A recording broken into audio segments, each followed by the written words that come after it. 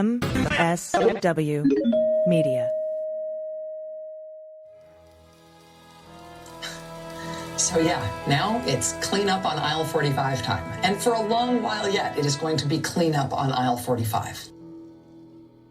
Hey, everybody. Welcome to episode 245 of Clean Up on Aisle 45.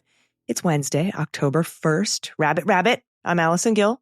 Rabbit. You know, I never knew where that came from. The first time I can admit that I honestly saw that, Katie Fang posts that every first of the month.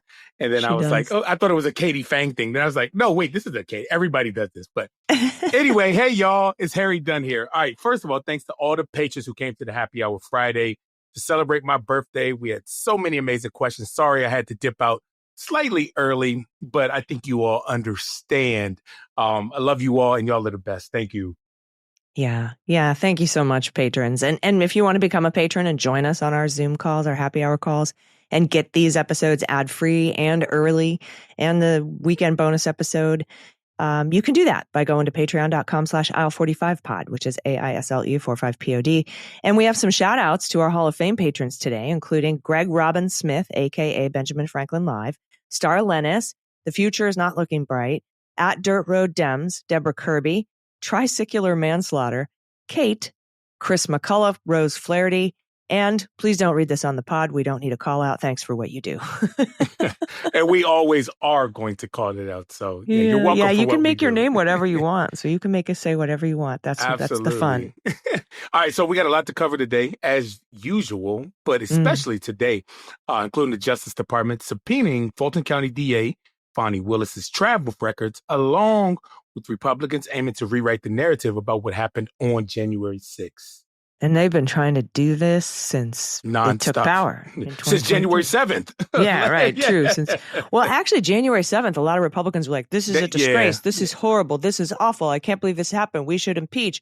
This is unheard of. You're going to ruin your legacy. And then January 8th. But said it kissed the ring down there. Yeah. So, you're right. But no, they've been doing this for a long time. What we're also going to talk about, we have some more bad news for the cheese, Ken Chesebro. Eric Adams is dropping out of the New York mayoral race, and we have some Rudy news regarding Dominion's defamation suit against him. But first, we have a brief update on your January 6th plaque lawsuit. We talked about this a little bit on the bonus episode over the weekend, but the DOJ wants more time, MOAR time. More time. So, we filed this lawsuit back in June, and it's just been a request to delay or requested to, and we need more time. And initially, obviously, we didn't sue the Department of Justice. We sued the architect of the Capitol. So having the the architect of the Capitol. So the DOJ obviously now is representing them, and apparently it's not uncommon, I guess. But it's pretty common. But here we are. So. We are recording this on Monday the 29th. Their response is due on September 30th, which is tomorrow from when we're recording this. So hopefully we'll have some updates for everybody on the bonus episode. Unless they get their delay. And yeah, exactly. So we'll continue to wait and see. Hopefully we'll have some more information coming up soon, but stay tuned with that. Yeah. And it's crazy that we have to fight for this. Like, I was just saying, I've sent a post out yesterday on Blue Sky. At Lieber Dunn 1, if you'd like to follow me there. I put out like, hey, this continuing resolution, if y'all want, Democrats will not accept anything that does not include hanging the plaque up, any deal or whatever. Yeah. So. Make that. Put the Epstein files in there. Put the Epstein files in the plaque. Yes. Because it's important that we reverse the cuts to Medicaid, Medicare. It's important that we get Congress their purse strings back, right? And start having the executive branch fund the things that Congress has appropriated. And it's important, that we extend the ACA Affordable Care Act tax credits that expire at the end of this year. Otherwise, your premiums are going to go up like 75%. In some cases. So those are important things. But also, put the Epstein files and the plaque on there, man. And get ICE out of our cities and a National Guard. And you know what's something that I came to realize that a lot of people that are benefits of the Obamacare or whatever, a lot of times it's not called Obamacare in the districts that they're in. Like, I think so. If somebody's out there listening in Wisconsin, correct me if I'm wrong. I think it's called like Badger Care or something like that. Oh, that's the Medicare expansion under the Affordable Care Under the Act. Affordable Care Act. That's what I'm saying. So a lot of people don't know that doing away with Obamacare or whatever, or owning the libs will also own you all too. So this is don't get rid of my Badger Care, but screw that Affordable Care Act. Get rid of that Affordable Care Act. Wait a minute. One can't exist without the other. Well, yeah. So right, it's because the Republican leaders or Republicans in their legislatures want to call it something not affiliated with the Affordable Care Act or Obama, so that they can say that they're, hey, vote for us because we love Badger Care. You know, I've always said that it was something in naming stuff. Like, I tell you, like, I guarantee you, if the George Floyd Justice and Policing Act was called the Donald Trump Justice Act, if the don't change any of the legislation in there, don't change any of the, but if you named it the Donald Trump Justice and Policing Act, I guarantee you every Republican would vote for it. Every single one. Yeah. So naming actually matters. What symbolism is important to these Republicans' leader, and it's so damn silly. Yeah, no, somebody was suggesting putting forth a bipartisan legislation for universal background checks for Charlie Kirk. Name it the Kirk-Hortman Act or something. I saw that. Along those lines. And then make people vote against it, right? They still would. Or they would just, like Mike Johnson, pack up and go home, and so he doesn't have to do anything. But so that, we'll see what happens with the January 6th plaque. But speaking of January 6th more broadly, Barry Loudermilk he's still at it. Yeah. He and the Republicans are trying to rewrite the history when it comes to January 6th. This comes from Politico from this week. A new House panel will reinvestigate the January 6th Capitol attack with an eye toward recasting the narrative about the events in Washington that day. So we know they've set this up. We know the Democrats that have been nominated to it. We know the Republicans that have been nominated to it. Now we have a little more information about what they're going to try to do on the Republican side, at least. This is the latest sign that the deadly riot remains a wound on Congress that might never fully heal amid ferocious partisan sparring. I wouldn't call it that. I would call it Republicans' bullshit. But that's exactly what it is. Retribution, not reconciliation, appears to be the prime motivation behind this new probe, with the Republicans behind it still bitter over the work of the panel's previous iteration, which concluded that Trump was singularly to blame for the violence inflicted by his supporters. And by the way, pretty much everybody that testified was a Republican. Let's remember that. One GOP member of the new panel, this is Clay Higgins out of Louisiana, did not rule out questioning members of the prior committee. It's so funny that they don't want to just talk about, well, they do want to talk about it, but not when it's convenient for them. So I would encourage all the members of the panel to sit this one out, like, whatever, because we're still waiting on Jim Jordan to come testify. On his subpoena. He was subpoenaed. So they do have subpoena power. But, this DOJ under Pam Bondi, I guarantee you, she would love the opportunity to prosecute any Democratic member of Congress for failing to comply with the subpoena. And I'm wondering, and also now with the pardons that Joe Biden, the preemptive pardons, has granted in his last day of presidency, his last hours, actually. I would love wouldn't cover a subpoena. It wouldn't cover a subpoena. Gotcha. No. Okay. But it would cover anything from that. That hasn't happened yet. Okay. If they defy a subpoena, that's a future crime. A few, but I'm talking about anything that could come from it, which, the January 6th committee chaired by Benny Thompson and Liz Cheney. Right. It was on the up and up, and there's no there. They hadn't broken any laws, right? Exactly. So. Mm-hmm. Yeah. So, honestly, if I'm a member of that committee, let's say I'm Liz Cheney. Yeah. I would sue to quash the subpoena and then drag that out through court for as long as I possibly could. And then set up, if the court says you have to go in, then I would set up a date 89 days from from then. And then I would go in, and because if I have a pardon, I just tell the truth because I've done nothing wrong.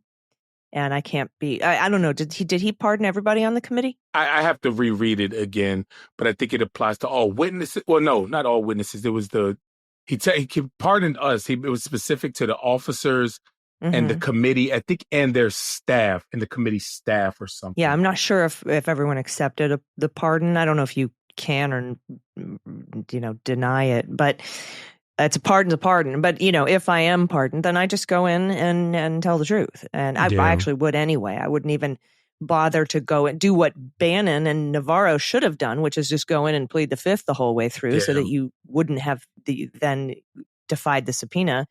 But, like you said, Jim Jordan was subpoenaed, didn't show up. A referral was made to the DOJ. DOJ didn't prosecute, probably because of speech or debate privilege. Right? Yeah. They probably didn't think they had as strong a case as they did against Bannon and Navarro, who ended up going to prison for 4 months apiece. But Pam Bondi will not hold back. For an opportunity to go indicting. after. Because that's exactly what Donald Trump wants. And that obviously in that post that he posted that looked like it should have been a direct message or an email, he was very clear that we don't have enough wins and we're not doing enough to get these people back. And with regards to the pardon, the way that I understood it, it was like it wasn't out there to accept or decline. It's if it comes up in the courtroom, you have it there, I guess, as a tool. I guess, I never want to have to experience what it's like to ever have to invoke it, I guess. No. But you don't accept or decline it, I don't think you're able to, but you're able to use it. Like I said, I don't know. And like I said, Lord forbid, I hope we never have to know, but everything's a possibility with this administration. Yeah. And I'm assuming what they would go after for anybody who, from the panel who testified, the original January 6th panel, who testified, is not to get them on crimes for the original panel, but to see if they can get them to, say something that's inconsistent with previous testimony and then try to get them online to Congress this time, because that wouldn't be covered by a pardon. So that's the long and short of it. But Clay Higgins, wants to question members of the prior committee, and he can subpoena them. So we'll see what happens. But Democrats allege that Republicans don't want the truth.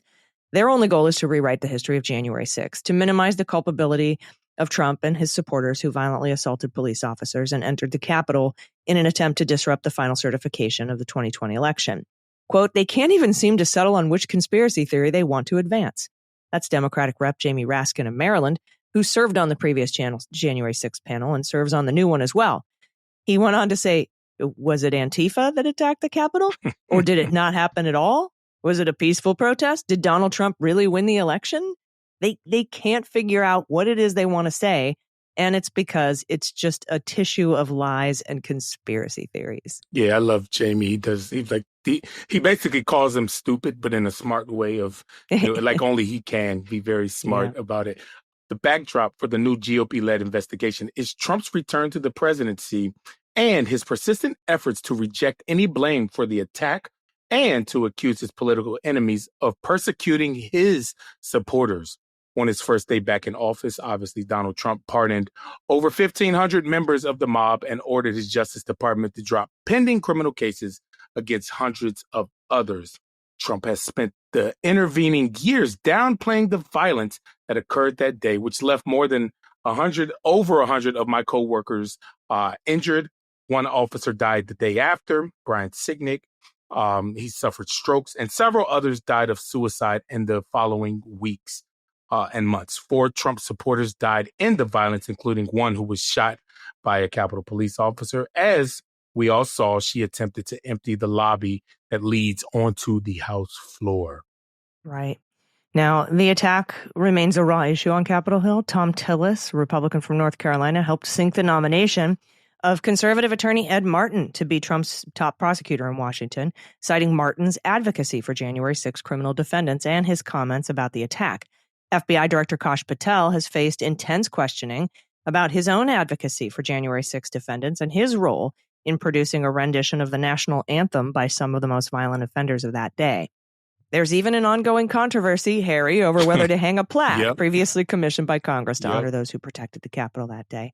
Johnson has refused to display the memorial, and Loudermilk, while expressing personal support for the officers, said the decision is not in my decision-making wheelhouse, whatever that means. Yeah, one of the things, Barry Loudermilk, I mean, and I'm not going to give any credit or whatever, but maybe. But the truth is he does appear at the moment to support. He's always supported the officers than what we went through. The thing is, he's trying to both sides it. And then he should push for the plaque to go up. Yeah, but he's trying to appease Donald Trump by finding another angle of January 6th. So he wants to make it all about the security failures, which everybody acknowledges that there were. But Barry Loudermilk wants to make it all about that.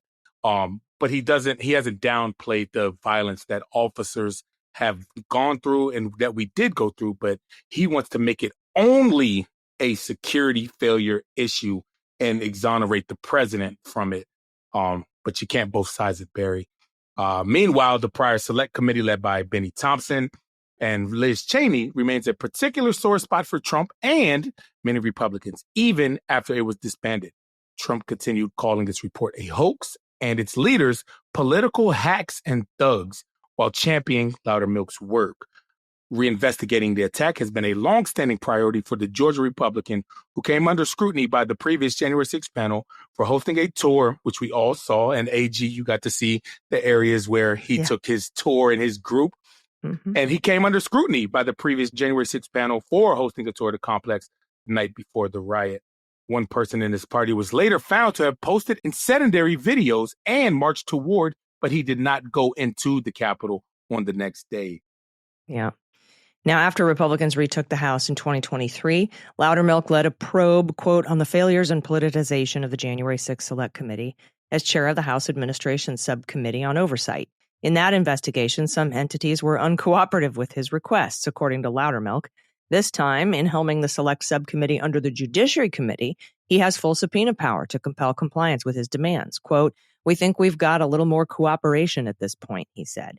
The formal creation of Loudermilk's panel followed months of negotiations over its scope and powers, with Loudermilk pushing for greater jurisdiction than Johnson's team had been willing to give, and complaining to fellow Republicans about how Republican leadership was trying to stifle his effort.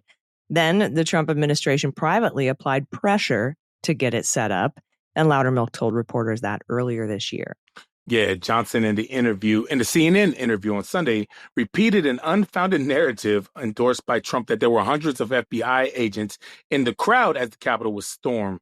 And you know what? That it's total crap, because the report that came out said that there were hundreds of FBI officials there after the Capitol was breached to assist with the law enforcement efforts of that day. The Bureau, like I said, the Bureau includes agents dispatched to the scene. And that's what that report was about, not people that were undercover, or there's no accuracy or validity to that's what caused it. Now, there may have been undercover officers there. Sure. That's very common. But to hang it on that the FBI created this, what happened on January 6th, is what some Republicans will want to do, which is why Mike Johnson made that boneheaded comment on Sunday on CNN. Yeah, that's what they're going to try to do. They're going to try to say the FBI fomented the violence and Nancy Pelosi failed to call out the National Guard to stop it. That's what it's going to be. Yeah. So it's kind of hard. Like, this is the part that sucks for me, because he and like I said, I'm not giving Barry Loudermilk any credit, but he doesn't downplay any violence that happened. He is just subverting the blame for it. And that's the problem, that it grinds my gears, that come on, dude, use your damn brain. He wants to put this all on Nancy Pelosi and the Democrats instead of Donald Trump, where the blame rightfully belongs. Yeah, but we know that Donald Trump can call the Guard to D.C. because they're here now. Yeah. All right. We've got more to cover, including some Eric Adams news, and we're going to talk about that right after this break. Stick around. We'll be right back.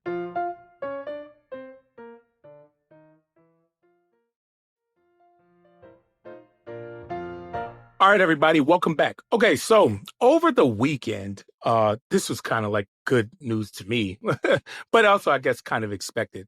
We learned that Eric Adams has officially dropped out of the New York City mayoral race.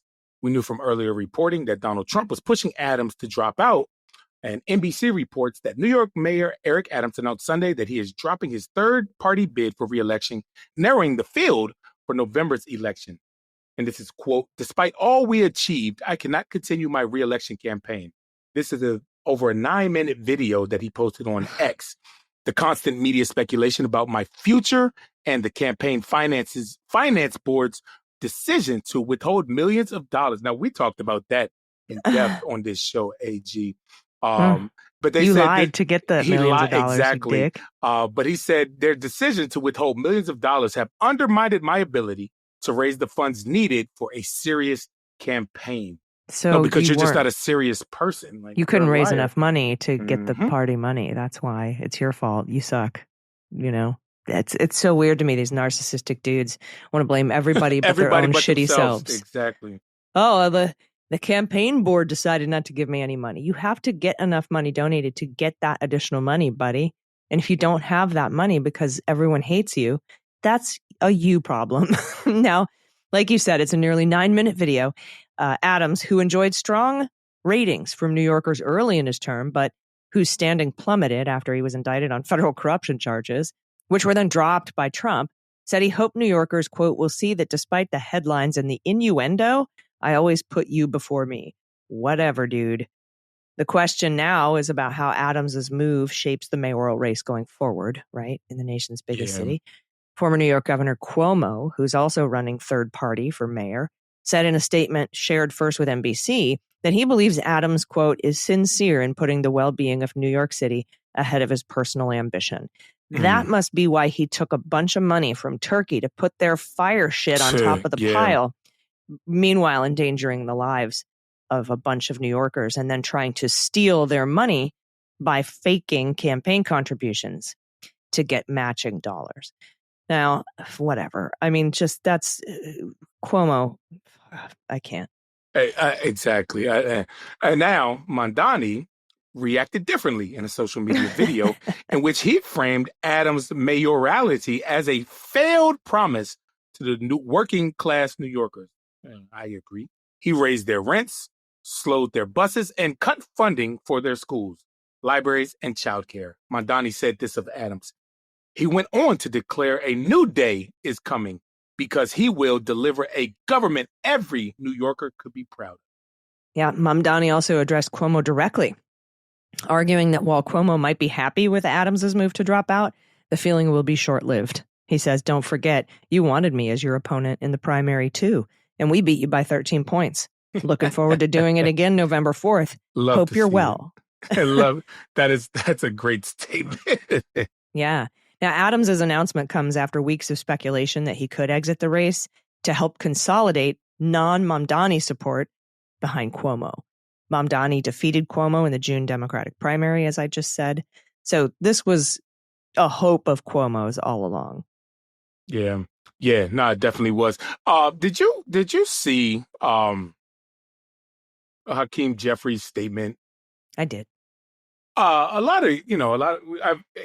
and me, AG, I think we've made it very clear that we support Mondani, and a lot of people need to get behind his train. And a lot of people have been waiting for Hakeem Jeffries' endorsement and like, what the hell is going on? What are you doing? I mean, you've had Van Hollen come out from Maryland and AOC. Like, wait a minute. Hochul? Hakeem Jeffries now saying that he is going to wait before he will weigh in publicly. This is his statement. I will publicly weigh in with respect to the remaining candidates in the mayor's race well before the start of early voting. Now, early voting begins on October 25th. But the point that I'm making here is there is Cuomo and I forgot the guy's name on the Republican side. Sliwa. Yeah, we'll talk about him in a second. Yeah, you got him and Cuomo on the ballot, and Jeffries still can't come. Like, what are we doing here? But anyway, Adams's name will still be on the ballot this fall since he exited the race after a deadline to print them, and the limited public polling on the possibility of Adams dropping out showed Cuomo benefiting, but a critical mass of voters also still siding with Republican nominee Curtis Sliwa. Those polls suggest that Cuomo's best shot at defeating Mamdani comes in a one-on-one race. Adams has not been a major factor in the race for some time. The public polls have shown him running in a distant fourth place, with Mamdani staked to a double-digit lead ahead of Cuomo, and then Sliwa, with Adams further behind. Right. And that's why Trump wants Sliwa to drop out of the race, too. Mm-hmm. So it's just Cuomo Mamdani. But Mamdani told Eyewitness News that after Adams dropped out, he did not feel the race had changed much. Yep. He said, it's a race between us and the failed politics that we've seen, whether it's Cuomo or Adams, he said. It's a politics where Donald Trump and billionaire donors are determining the actions of failed executives. And we're going to show they can't dictate the outcome of this race. Yeah, Mamdani was also asked about Donald Trump's interest in the mayoral race. Donald Trump will do what Donald Trump wants to do. But the important thing is to understand why he's so interested, he said. He ran a campaign speaking about cheaper groceries and a lower cost of living. That's the campaign that we ran. The difference is he has shown no interest in delivering on that agenda. Instead, just persecuting his supposed political enemies. Our campaign is sincere in these commitments, and that's what scares him. Right. I mean, Mamdani could run on, we should indict Eric Adams again. Hello. But he's just focused on affordability, right? Now, Cuomo said later that he has not spoken to the mayor, Adams, but said he would love to speak with him whenever appropriate. He also said he's not spoken at all with the Republican candidate, Sliwa, and doesn't believe Sliwa is even a viable candidate. Cuomo said that Mamdani's claim that he placed behind the state assemblyman in the primary shows that Mamdani will win in November. And that leaves out, Cuomo said, that leaves out that this is a different election because in the primary, only Democrats voted. Quote, now this is a much larger election where more New Yorkers will vote. And I'm telling you, and I'm out there every day, New Yorkers do not support what Mamdani supports, he says. Yeah, Republican Curtis Sliwa also remains in the race, though his candidacy has been undercut from within his own party. Trump, in a recent interview, called him not exactly prime time. A spokesperson for Sliwa wrote, Curtis Sliwa is the only candidate who can defeat Mamdani. Our team, our resources, and our funding are unmatched. Most importantly, we have the best solutions to help working people afford to stay in New York City and feel safe. Mm-hmm. Mayor Adams, the spokesperson, said that he would continue to serve his term and gave no indication he has a job lined up after he leaves office. I don't know about that one. Get a job with Rudy. Yeah, hello. And speaking of Sliwa, CNBC reports that he said last Wednesday, Mr. Primetime said he's received at least 7 calls from emissaries of wealthy people who have repeatedly offered him money to drop out of the race. Sliwa slammed those offers as unethical and illegal, but provided no evidence that they exist. And he warned that if he receives any more offers of big money to drop out, he will begin revealing names of the wealthy New Yorkers who have made them. So far, like I said, he hasn't revealed any. Well, I mean, he's already said that it's illegal and unethical. So they're already, in his eyes, illegal. So why wait? Why wait? He's already covering up crimes. Crime is a crime. Yeah, if he's covering up crime, okay. Whatever. Cool story, bro. Cool story, bro. All right, we're going to talk a little bit about what's going on with the investigation into Fonnie Willis, the Fulton County District Attorney from the Department of Justice. Again, this is about the weaponization of the Justice Department. We've seen the indictment against Comey. We've seen charges be dropped against people like Mayor Eric Adams. We've seen investigations dropped against Tom Homan. $50,000. He owes us $50,000. He owes us $50,000. And so that weaponization continues with Fonnie Willis, and we'll talk about that after this break. Stick around. We'll be right back.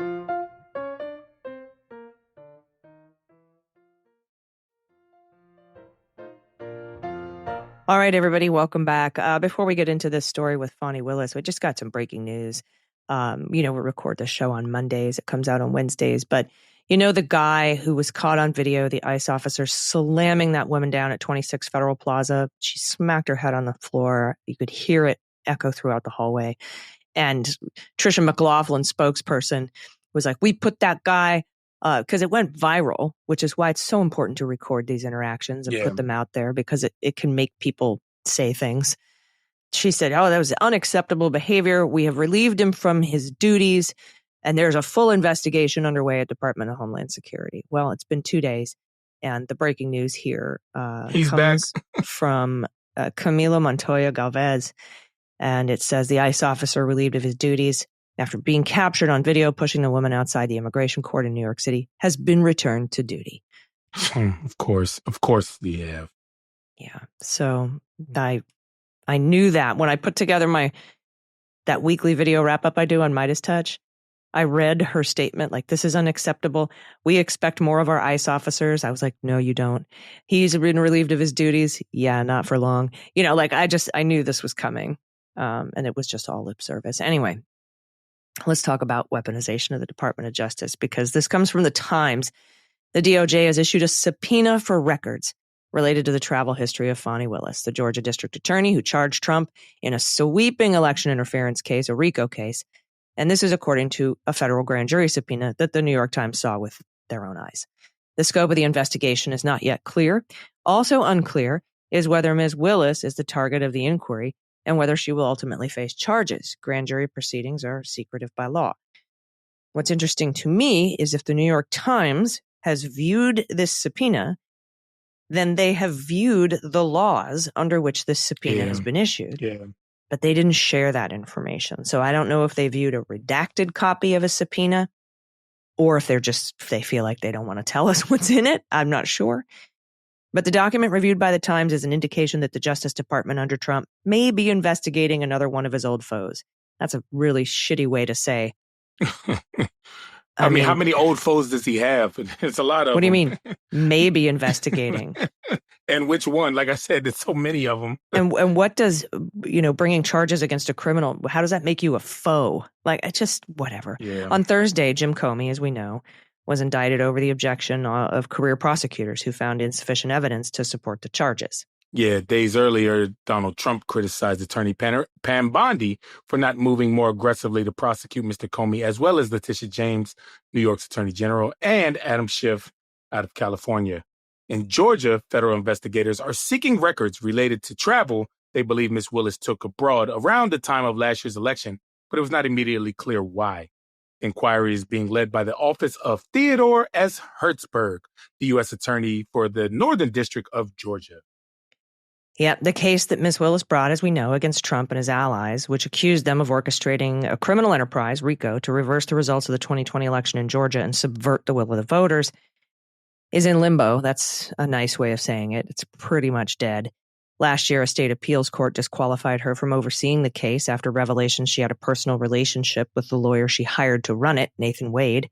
Defense lawyers accused Ms. Willis of self-dealing by going on vacations with Mr. Wade that he paid for, at least in part. Those travels, though, took place in 2022 and 2023. The current subpoena is seeking details of travel in the fall of 2024. And I think that's after she dumped him. Yeah. I'm not sure, but that's around the time of last year's election. So I don't know if they're trying to show that she hadn't dumped him and maybe she misrepresented that in her testimony. Yeah. I don't know what they're looking for because the New York Times is given scant details on the subpoena here. Yeah, the Trump administration has sought to install political allies in a number of federal prosecutors' offices in several cases, circumventing established rules for such appointments. But Mr. Hertzberg is a longtime employee in the federal prosecutor's office in Atlanta, whose interim appointment was made permanent earlier this month by local federal judges. Okay, so he's a career prosecutor. Yeah, he's not a loyalist. Well, at least doesn't appear to be. He could be. He could be. We just don't know yet. Yeah, exactly. Right place, right time. Last week, the Georgia Supreme Court declined to take up Fonnie Willis's appeal of the disqualification, leaving the case against Trump and his allies unlikely to proceed anytime soon, if at all. That's more realistic there. After the ruling, Trump said on social media, Ms. Willis and others who brought or tried to bring criminal or civil cases against him are now criminals who will hopefully pay serious consequences for their illegal actions. He has put increasing pressure on the DOJ, shattering the agency's tradition of keeping the president at arm's length. On Friday, he predicted more indictments of corrupt radical left Democrats. Just real quick, Jim Comey, I wouldn't put him in a radical left Democrat category. Not even close. Not even close. There'll be others, Trump told reporters as he left the White House to attend the Ryder Cup Golf Championship on Long Island with a looming shutdown. And Anyway, Europe won the Ryder Cup, which is kind of fun. Yeah. Yeah, they did. But not, I'm sitting here like trying to find the right words, AG, but nothing this dude does surprises me, and it shouldn't surprise anybody. One, because he's hell-bent on retribution and revenge, but also because he's a senile-ass old man.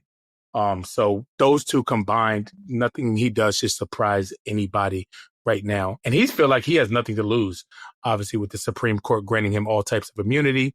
His second term, he's already been reelected. And, he's playing with house money right now. So everybody should expect the absolute worst from him. And we keep seeing that come to fruition day in and day out. Yeah, we do. And like you said, there's probably no end in sight for that. All right, well, we've got some better news to share with you. Not for some people, it's good news for us. Yeah, bad news for the cheese and Rudy is always good news for you and me. That sounds like a shirt. That right? Like bad news for the cheese is always good news for you and me. Yeah, just like something that makes no fucking sense to anybody unless you actually listen to our podcast. Yeah.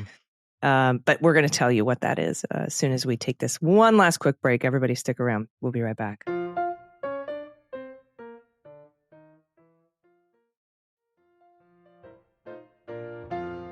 All right, everybody, welcome back. It's the D block, which means we have updates on Rudy and the cheese. So first up from Law and Crime, a federal court of appeals has suspended conservative attorney Kenneth Chesbro from practicing law in Washington, D.C.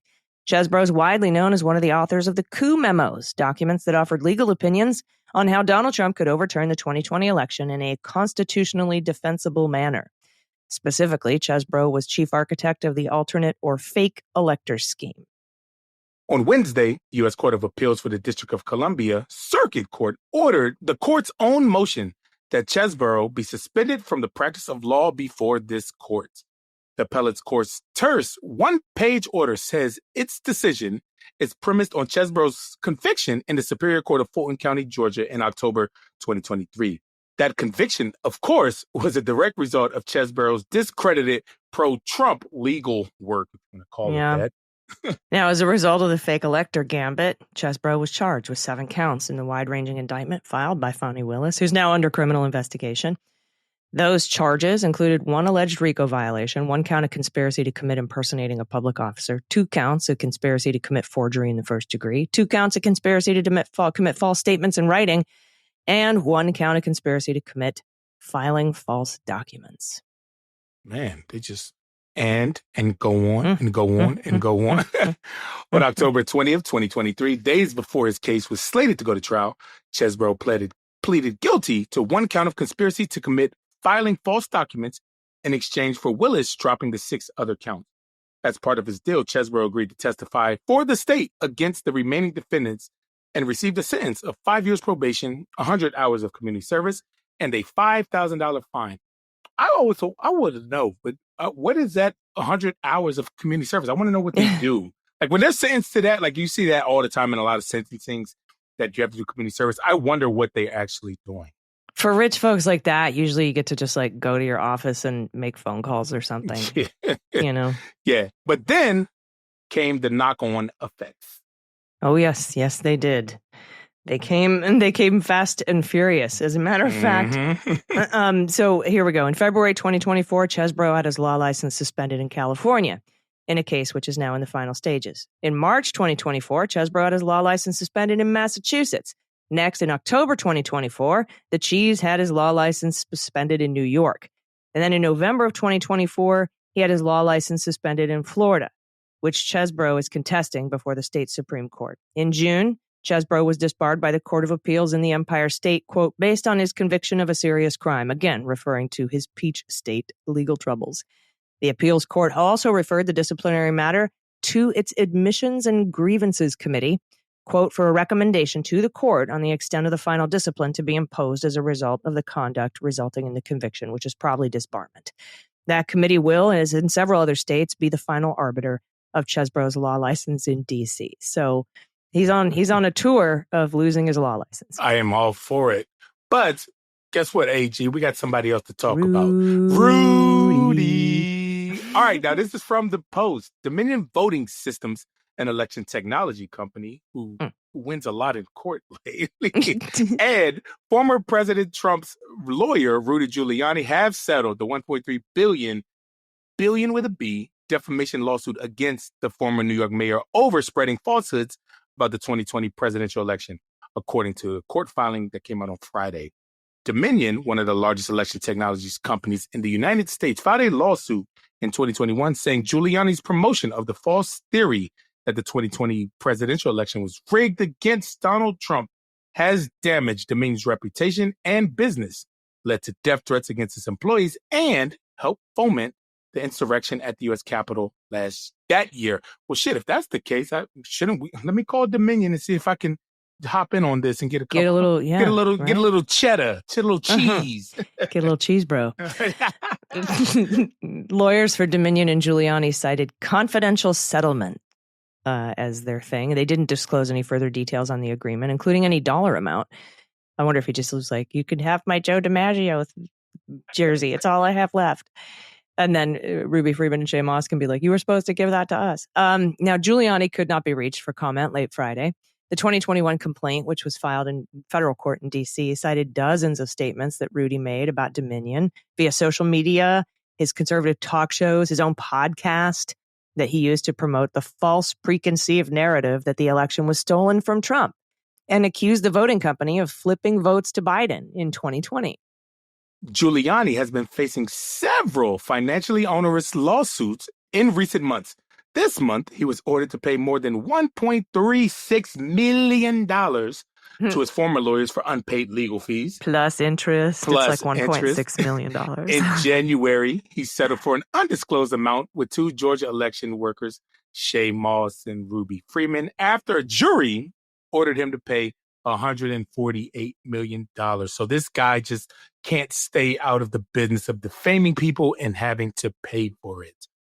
Yeah, and we don't know the settlement amount with Ruby Freeman and Shay Moss, just like we don't know the settlement amount here with Dominion. But the original lawsuit was for $1.5 billion, like you said. So I don't know how much money he's got left, especially after Ruby Freeman and Shay Moss.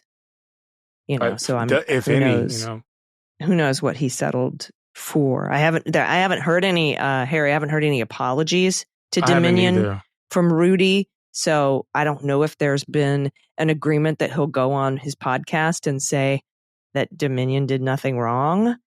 Well, we're going to see, because like I said, Dominion has been quiet. Have Dominion put out releases? Like, they've been quiet, even when, they won against Fox News and like. No, yeah, they just put out like statements like, we're glad that justice has been served or whatever. Yeah. But what I'm waiting to see is if part of the settlement was that Rudy had to apologize. He apologize and retract or anything. Yeah. But if he does, we will definitely let you know. Absolutely. In the Rudy news, the Rudy D block. That's it. It's called. All right, everybody. Thank you so much for listening to Clean Up on Aisle 45. Really appreciate you being here. Thanks to our patrons who make this show run. We couldn't do it without you. And, if you want to become a patron and support us, get your shows ad-free, get them early, join us on those happy hour Zoom calls. You can do that at patreon.com/aisle45pod. Do you have any final thoughts before we get out of here for the week? For the back half of the week. I guess everybody be paying attention. By the time you're listening to this, the government could be shut down. And, take care of people that may be affected, because like I said, a lot of people, I won't say are rooting for it, but I guess are saying that Republicans need to be held accountable for their failure to manage and run the government. This is their failure. This is their problem. Democrats are not. The Republicans could do that, open the government all by themselves. I think you said something about that. A lot of people were confused. Like, what about the Senate? They can change the rules and literally just make it a simple majority for this. To fund it. Yeah. So they don't want to. This is on them. Blame the Democrats. And they want to say that all the bad stuff that happens after September 30th that Donald Trump was going to do anyway is because of the Democrats. Yeah. So let's be clear. Nobody wants a shutdown, because like I said, it affects a lot of people. But the to blame this on the Democrats instead of the majority party. I mean, what happened to all of this? It was a referendum. I mean, it was back in when they won the election. Landslide referendum. It was a landslide. The people have spoken. And yeah, what have y'all done besides crapped on them and spit on them and told them it was rain? So, that's what they're doing. But check in on people that could be affected by it. There's always ways for us to get involved and to help. And let's always seek out those ways to be helpful. Yeah. Look for the helpers and be one. And be one. If you don't see any. Great point. Be one. All right, everybody. Thank you so much. And we will see our patrons this weekend for a little bonus episode and everybody else next Wednesday. I'm Allison Gill. Harry Dunn. Thanks, y'all. Cleanup on Aisle 45 is written, researched, and produced by Allison Gill with editing by Molly Hockey. Our art and logo design are by Joelle Reeder and Moxie Design Studios, and our music is composed and performed by Adam Orr. Cleanup on Aisle 45 is a proud member of the MSW Media Network, a collection of creator-owned podcasts dedicated to news, politics, and justice. For more information, visit mswmedia.com.